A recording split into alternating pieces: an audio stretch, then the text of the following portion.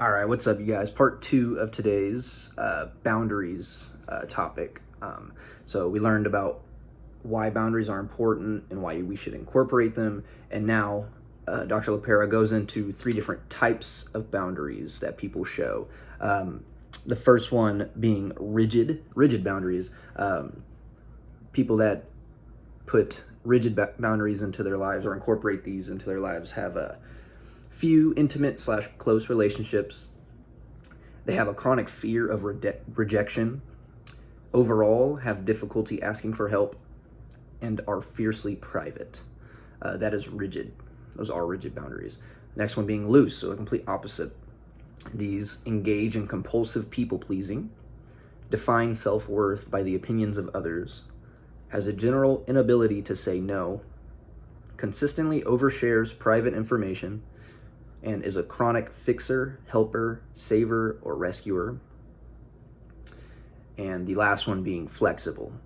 This is kind of the happy medium. This is the Goldilocks zone. This is flexible boundaries include they are aware of and values own thoughts, opinions, and beliefs. They know how to communicate needs to others. They share personal information appropriately.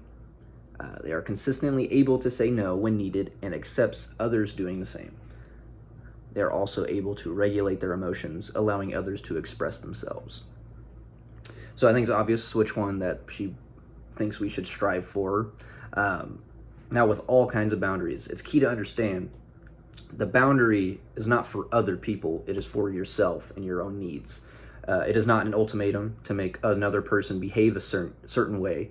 Boundary, rather, is a personal limit that is expressed so that your need will be directly met. It is an action we take for ourselves, regardless of how the other person reacts.